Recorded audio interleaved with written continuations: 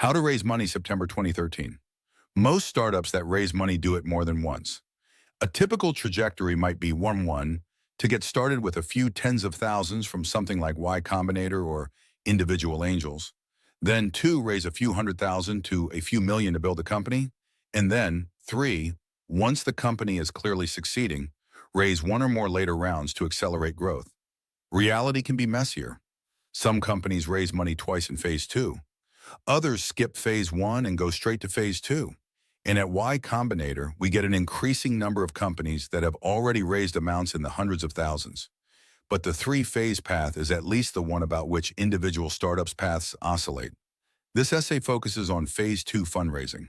That's the type the startups we fund are doing on demo day. And this essay is the advice we give them. Forces fundraising is hard in both senses. Hard like lifting a heavy weight, and hard like solving a puzzle. It's hard like lifting a weight because it's intrinsically hard to convince people to part with large sums of money. That problem is irreducible. It should be hard, but much of the other kind of difficulty can be eliminated.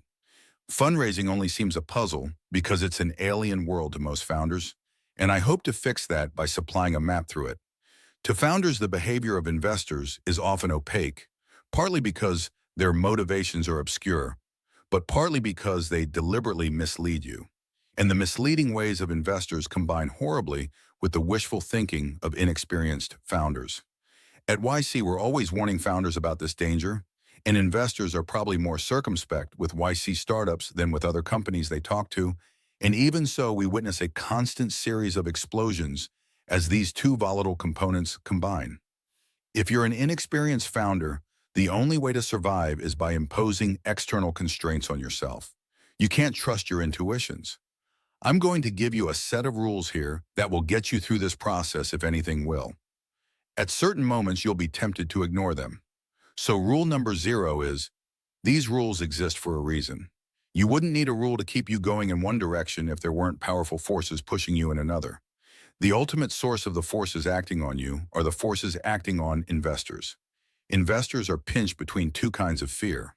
Fear of investing in startups that fizzle and fear of missing out on startups that take off. The cause of all this fear is the very thing that makes startups such attractive investments.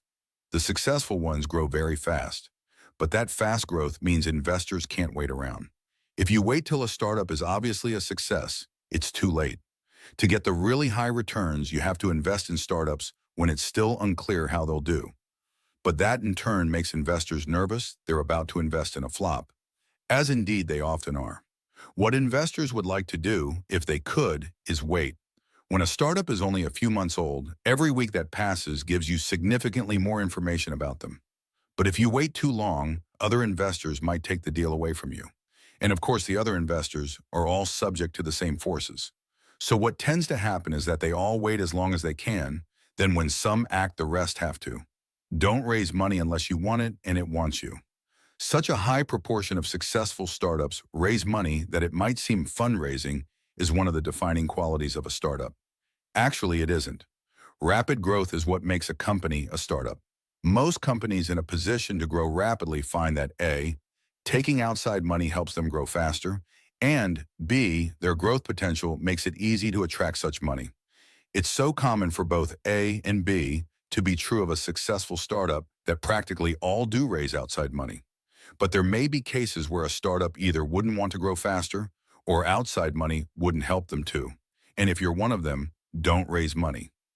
The other time not to raise money is when you won't be able to. If you try to raise money before you can convince investors, you'll not only waste your time, but also burn your reputation with those investors. Be in fundraising mode or not. One of the things that surprises founders most about fundraising is how distracting it is. When you start fundraising, everything else grinds to a halt. The problem is not the time fundraising consumes, but that it becomes the top idea in your mind. A startup can't endure that level of distraction for long. An early-stage startup grows mostly because the founders make it grow, and if the founders look away, growth usually drops sharply. Because fundraising is so distracting, a startup should either be in fundraising mode or not. And when you do decide to raise money, you should focus your whole attention on it so you can get it done quickly and get back to work. You can take money from investors when you're not in fundraising mode. You just can't expend any attention on it. There are two things that take attention: convincing investors and negotiating with them.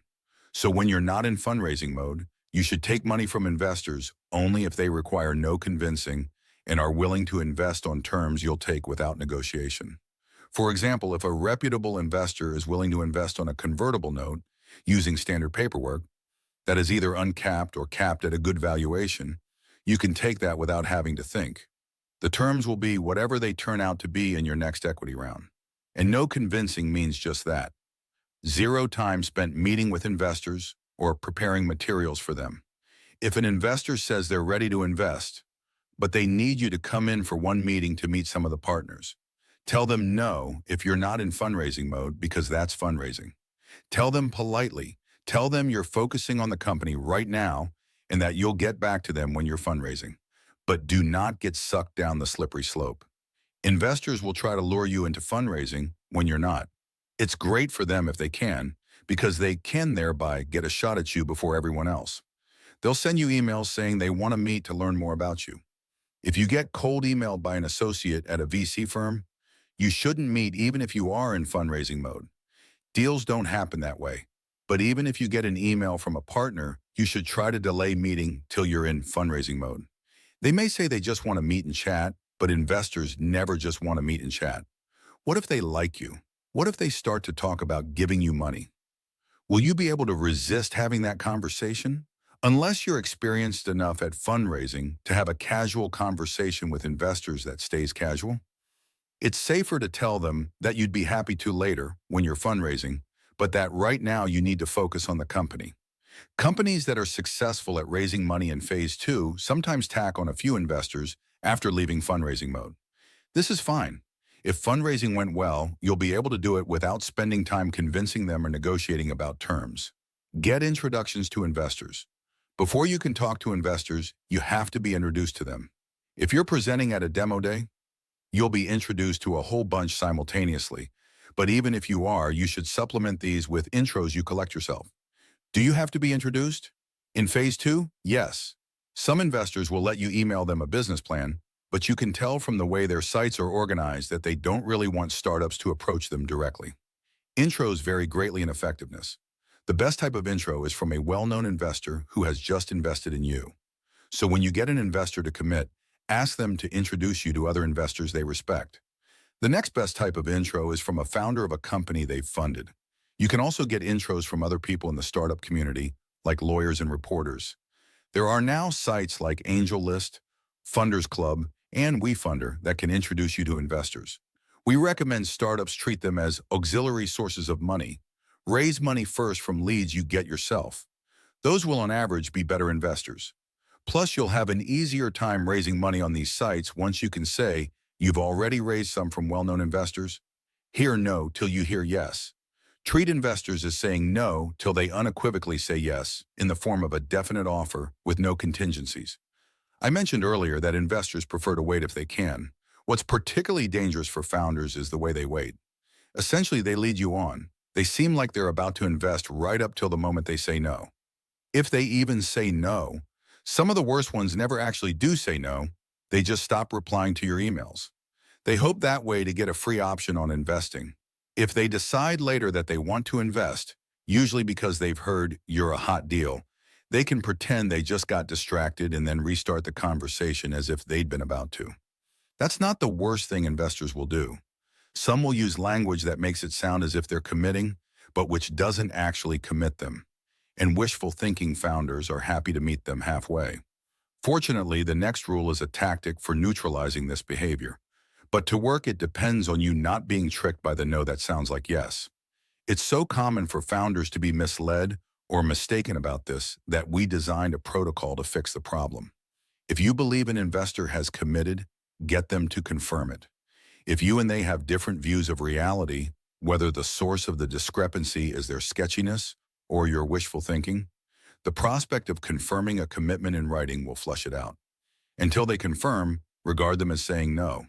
Do breadth-first search weighted by expected value. When you talk to investors, your MO should be breadth-first search weighted by expected value. You should always talk to investors in parallel rather than serially.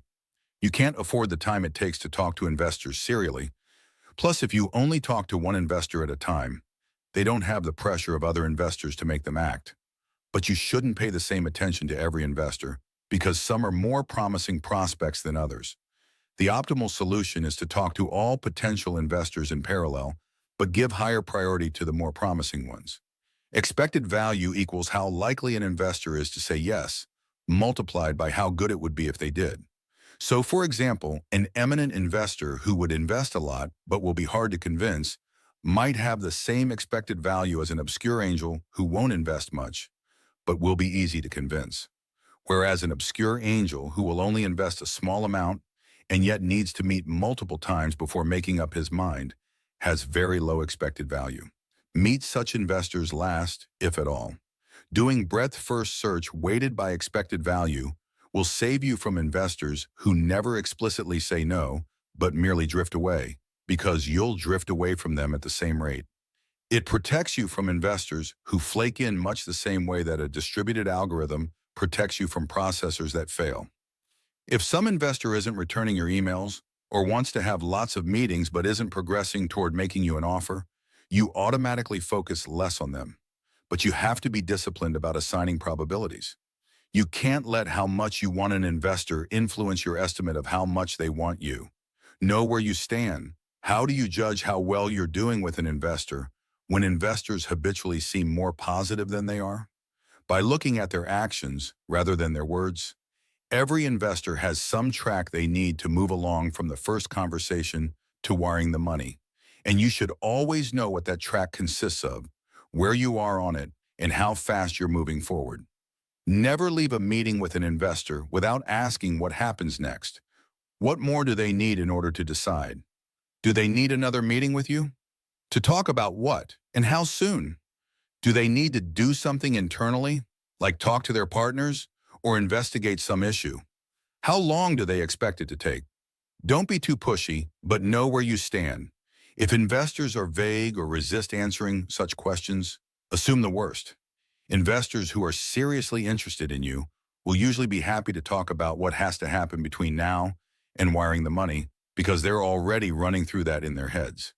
If you're experienced at negotiations, you already know how to ask such questions. If you're not, there's a trick you can use in this situation. Investors know you're inexperienced at raising money. Inexperience there doesn't make you unattractive. Being a noob at technology would, if you're starting a technology startup, but not being a noob at fundraising. Larry and Sergey were noobs at fundraising, so you can just confess that you're inexperienced at this and ask how their process works and where you are in it. Get the first commitment. The biggest factor in most investors' opinions of you is the opinion of other investors. Once you start getting investors to commit, it becomes increasingly easy to get more too. But the other side of this coin is that it's often hard to get the first commitment. Getting the first substantial offer can be half the total difficulty of fundraising. What counts as a substantial offer depends on who it's from and how much it is. Money from friends and family doesn't usually count no matter how much. But if you get $50,000 from a well-known VC firm or angel investor, that will usually be enough to set things rolling. Close committed money, it's not a deal till the money's in the bank. I often hear inexperienced founders say things like, "We've raised $800,000, only to discover that zero of it is in the bank so far." Remember the twin fears that torment investors? The fear of missing out that makes them jump early, and the fear of jumping onto a turd that results. This is a market where people are exceptionally prone to buyer's remorse, and it's also one that furnishes them plenty of excuses to gratify it. The public markets snap startup investing around like a whip. If the Chinese economy blows up tomorrow, all bets are off. But there are lots of surprises for individual startups too, and they tend to be concentrated around fundraising. Tomorrow, a big competitor could appear, or you could get cease and desisted, or your co-founder could quit. Even a day's delay can bring news that causes an investor to change their mind. So when someone commits, get the money. Knowing where you stand doesn't end when they say they'll invest. After they say yes, know what the timetable is for getting the money, and then babysit that process till it happens. Institutional investors have people in charge of wiring money, but you may have to hunt angels down in person to collect a check. Inexperienced investors are the ones most likely to get buyer's remorse. Established ones have learned to treat saying yes as like diving off a diving board, and they also have more brand to preserve. But I've heard of cases of even top-tier VC firms welching on deals. Avoid investors who don't lead. Since getting the first offer is most of the difficulty of fundraising, that should be part of your calculation of expected value when you start. You have to estimate not just the probability that an investor will say yes, but the probability that they'd be the first to say yes. And the latter is not simply a constant fraction of the former. Some investors are known for deciding quickly, and those are extra valuable early on. Conversely, an investor who will only invest once other investors have is worthless initially. And while most investors are influenced by how interested other investors are in you, there are some who have an explicit policy of only investing after other investors have. You can recognize this contemptible subspecies of investor because they often talk about leads. They say that they don't lead or that they'll invest once you have a lead. Sometimes they even claim to be willing to lead themselves, by which they mean they won't invest till you get a certain amount from other investors. It's great if by lead they mean they'll invest unilaterally, and in addition will help you raise more. What's lame is when they use the term to mean they won't invest unless you can raise more elsewhere. Where does this term lead come from?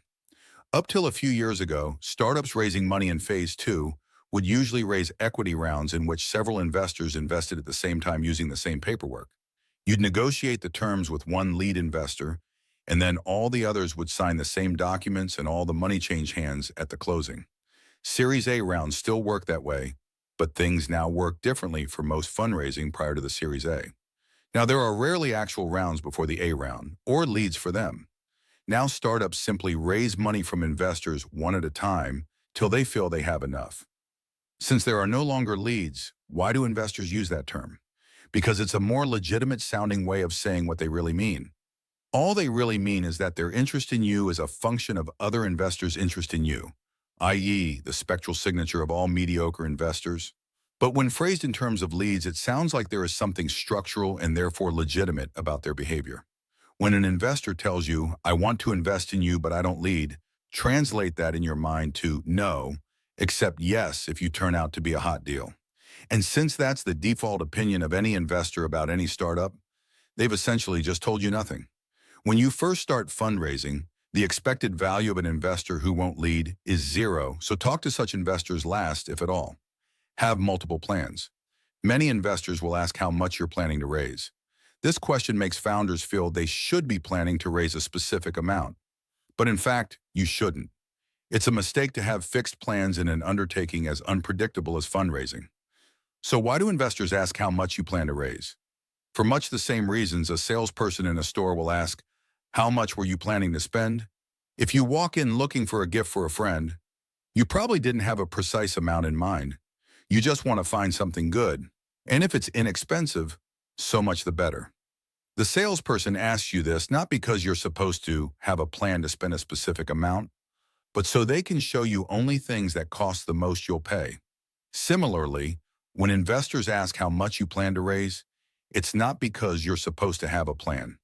It's to see whether you'd be a suitable recipient for the size of investment they like to make, and also to judge your ambition, reasonableness, and how far you are along with fundraising. If you're a wizard at fundraising, you can say, we plan to raise a $7 million Series A round and we'll be accepting term sheets next Tuesday. I've known a handful of founders who could pull that off without having VCs laugh in their faces. But if you're in the inexperienced but earnest majority, the solution is analogous to the solution I recommend for pitching your startup.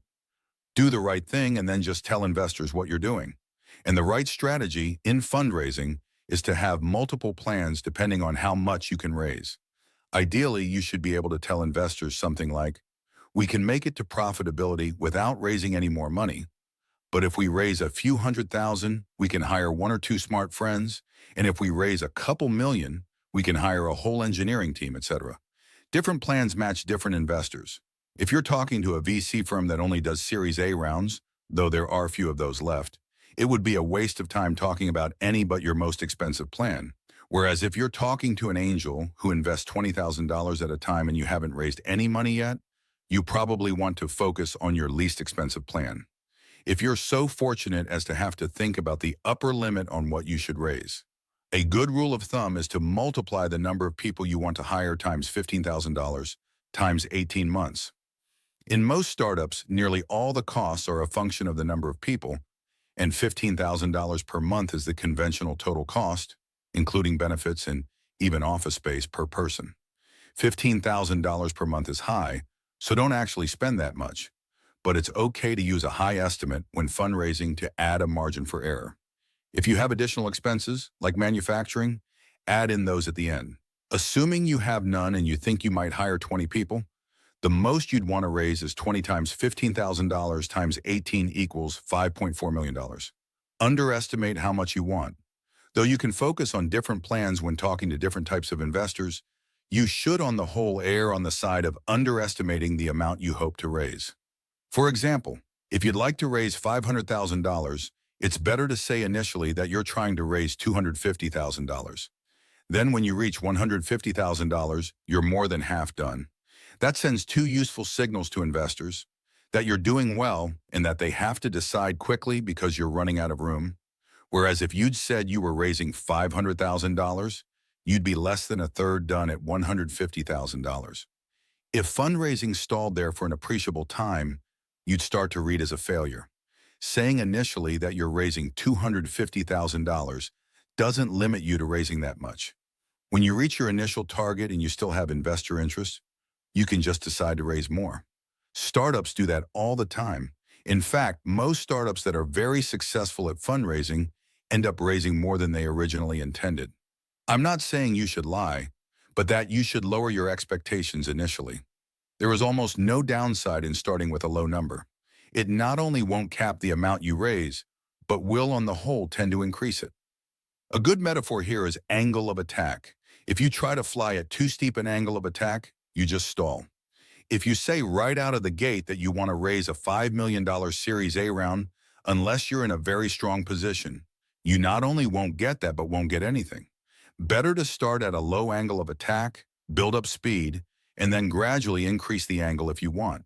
Be profitable if you can. You will be in a much stronger position if your collection of plans includes one for raising $0. That is, if you can make it to profitability without raising any additional money. Ideally, you want to be able to say to investors, "We'll succeed no matter what, but raising money will help us do it faster." There are many analogies between fundraising and dating, and this is one of the strongest. No one wants you if you seem desperate, and the best way not to seem desperate is not to be desperate. That's one reason we urge startups during YC to keep expenses low and to try to make it to ramen profitability before demo day. Though it sounds slightly paradoxical, if you want to raise money, the best thing you can do is get yourself to the point where you don't need to.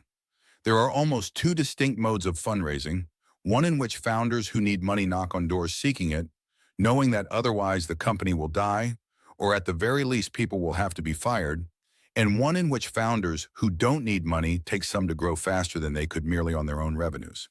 To emphasize the distinction, I'm going to name them. Type A fundraising is when you don't need money, and Type B fundraising is when you do. Inexperienced founders read about famous startups doing what was Type A fundraising and decide they should raise money too, since that seems to be how startups work. Except when they raise money, they don't have a clear path to profitability and are thus doing Type B fundraising. And they are then surprised how difficult and unpleasant it is.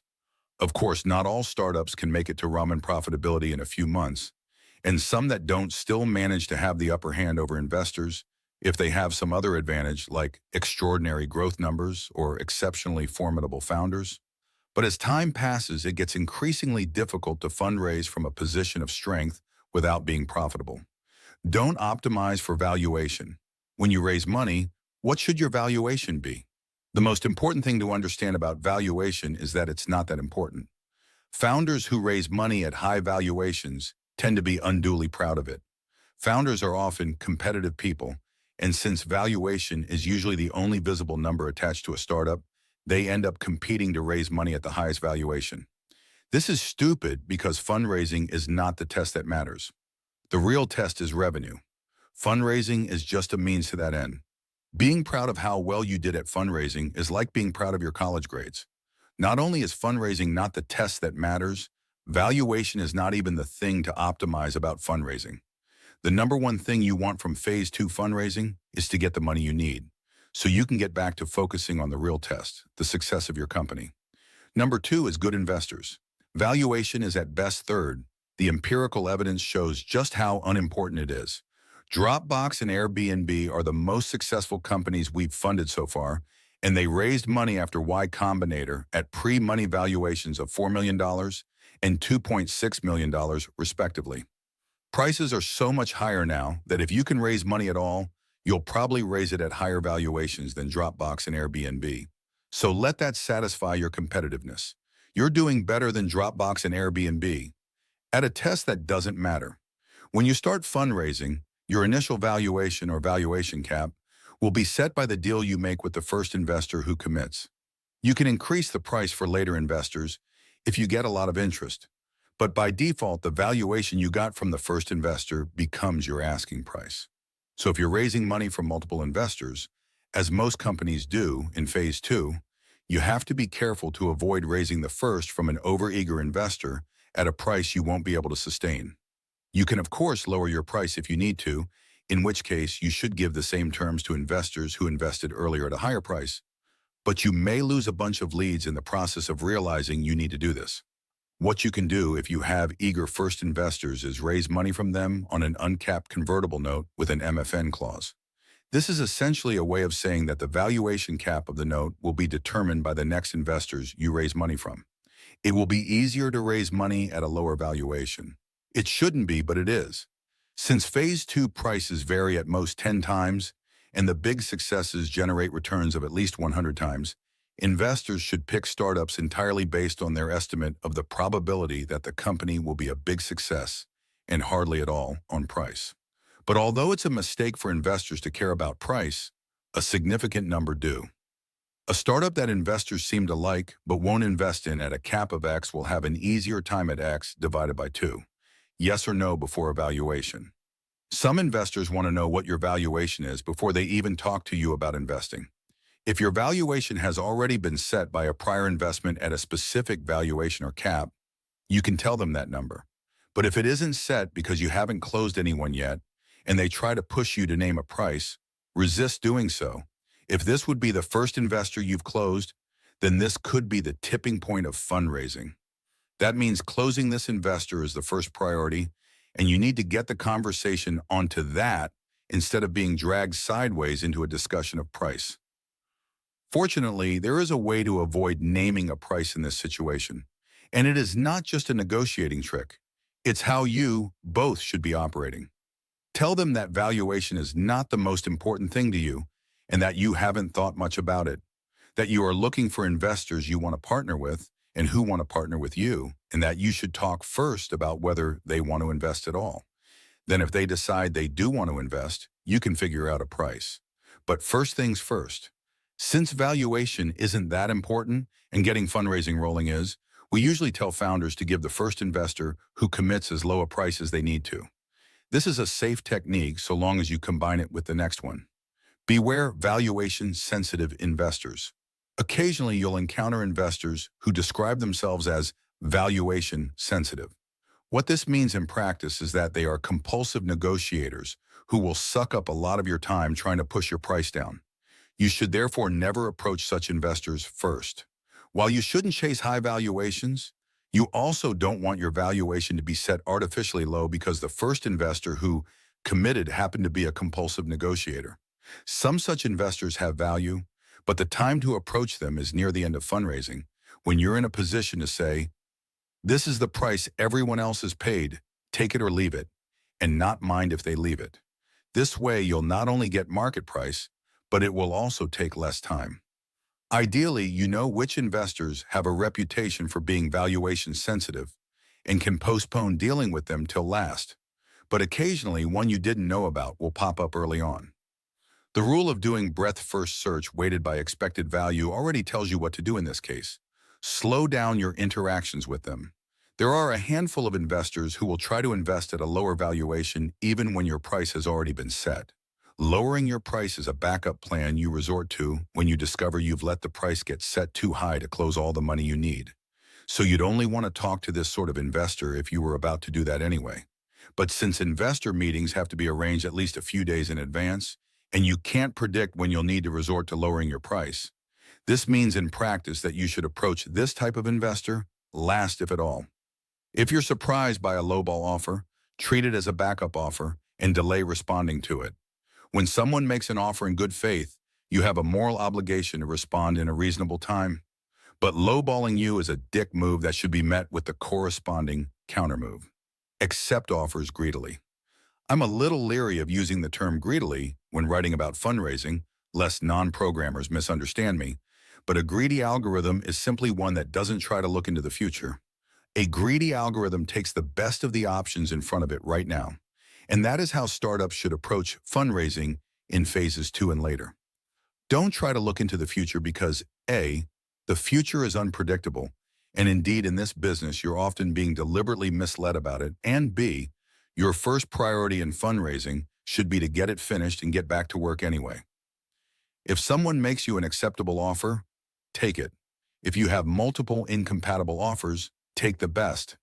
Don't reject an acceptable offer in the hope of getting a better one in the future. These simple rules cover a wide variety of cases. If you're raising money from many investors, roll them up as they say yes. As you start to feel you've raised enough, the threshold for acceptable will start to get higher. In practice, offers exist for stretches of time, not points. So when you get an acceptable offer that would be incompatible with others, for example, an offer to invest most of the money you need, you can tell the other investors you're talking to that you have an offer good enough to accept and give them a few days to make their own. This could lose you some that might have made an offer if they had more time. But by definition, you don't care. The initial offer was acceptable. Some investors will try to prevent others from having time to decide by giving you an exploding offer, meaning one that is only valid for a few days. Offers from the very best investors explode less frequently and less rapidly. Fred Wilson never gives exploding offers, for example, because they're confident you'll pick them. But lower-tier investors sometimes give offers with very short fuses because they believe no one who had other options would choose them.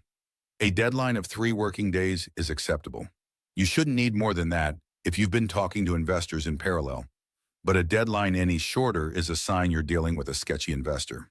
You can usually call their bluff, and you may need to. It might seem that instead of accepting offers greedily, your goal should be to get the best investors as partners. That is certainly a good goal, but in phase 2, get the best investors only rarely conflicts with accept offers greedily, because the best investors don't usually take any longer to decide than the others. The only case where the two strategies give conflicting advice is when you have to forego an offer from an acceptable investor to see if you'll get an offer from a better one. If you talk to investors in parallel and push back on exploding offers with excessively short deadlines, that will almost never happen. But if it does, get the best investors is in the average case bad advice. The best investors are also the most selective because they get their pick of all the startups.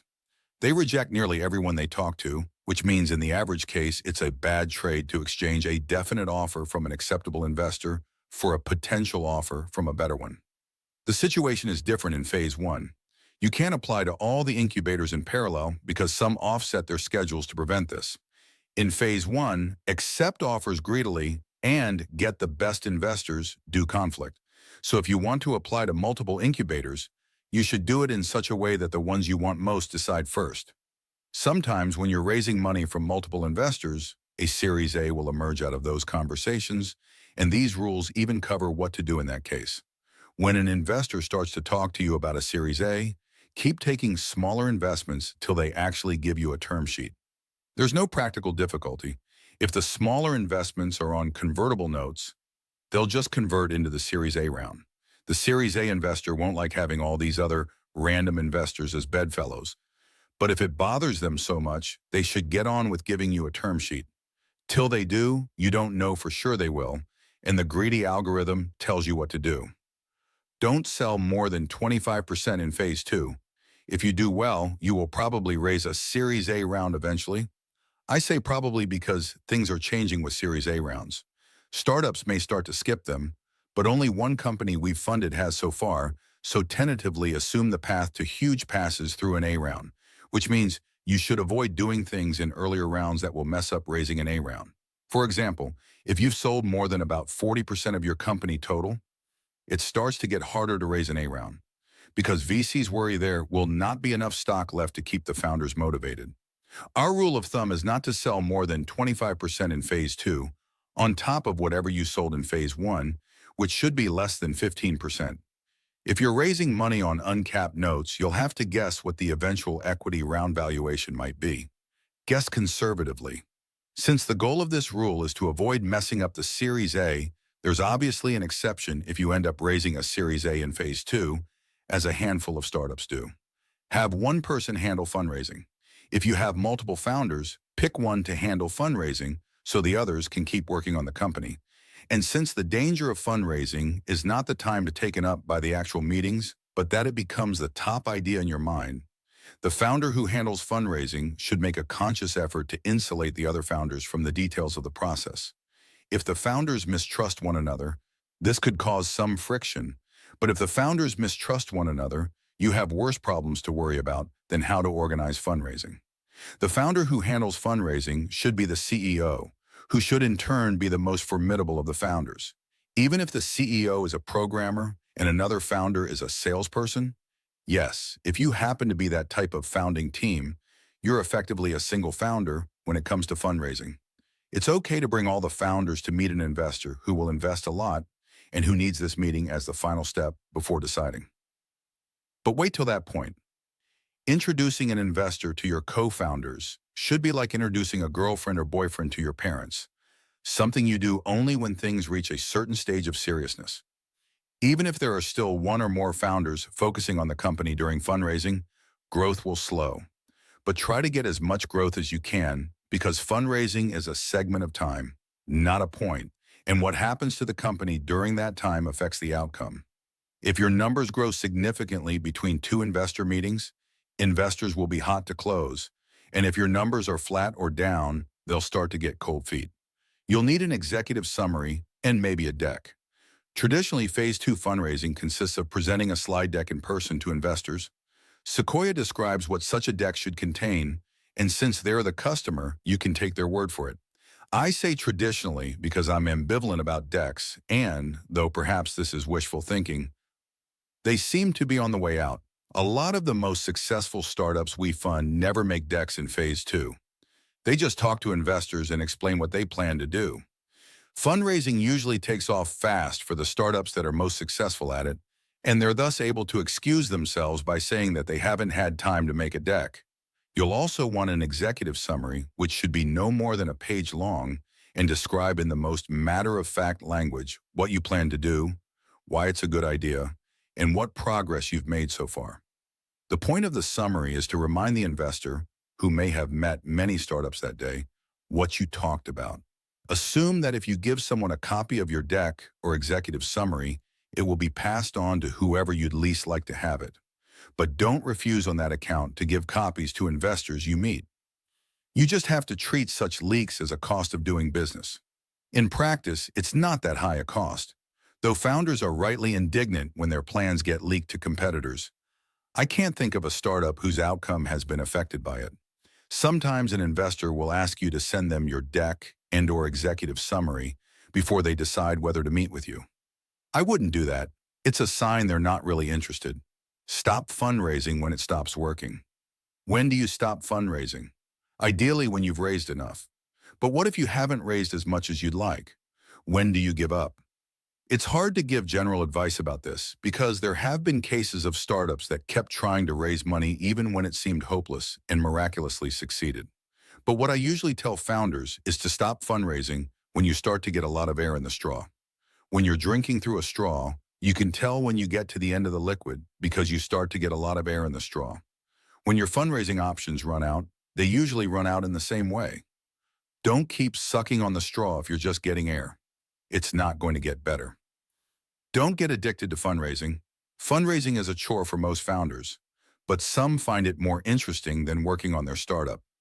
The work at an early-stage startup often consists of unglamorous schleps, Whereas fundraising, when it's going well, can be quite the opposite.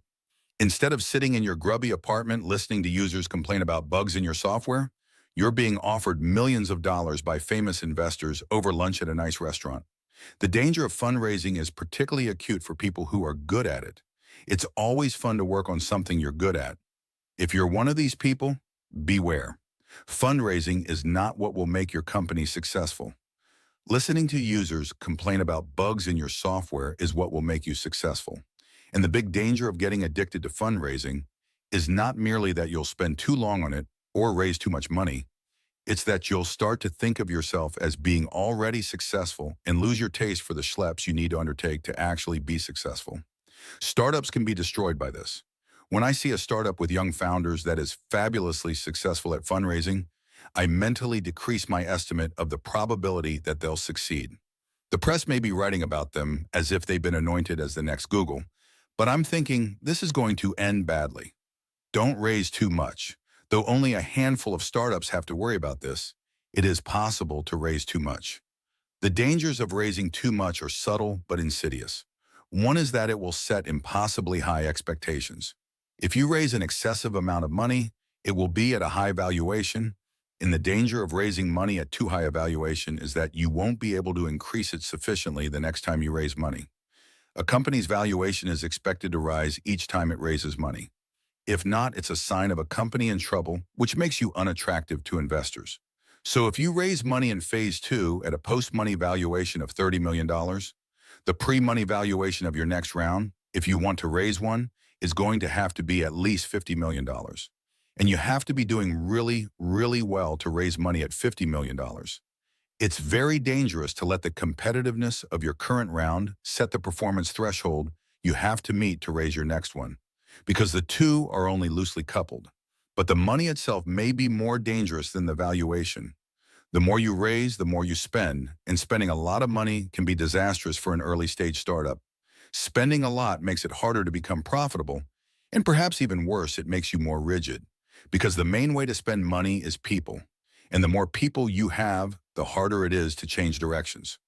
So if you do raise a huge amount of money, don't spend it.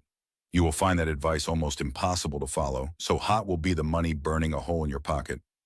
But I feel obliged at least to try. Be nice.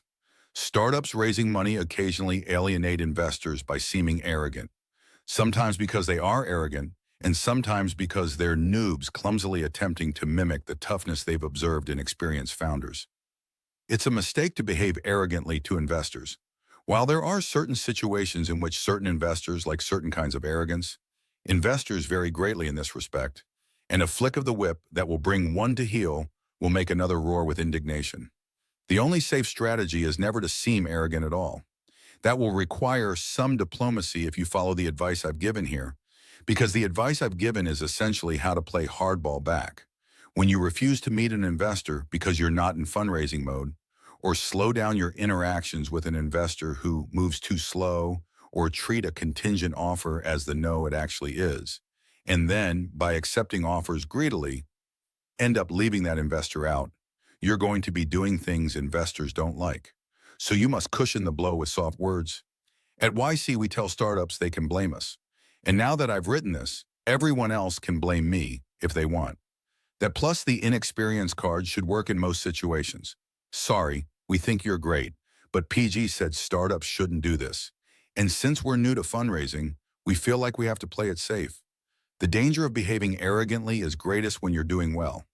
When everyone wants you, it's hard not to let it go to your head, especially if till recently no one wanted you.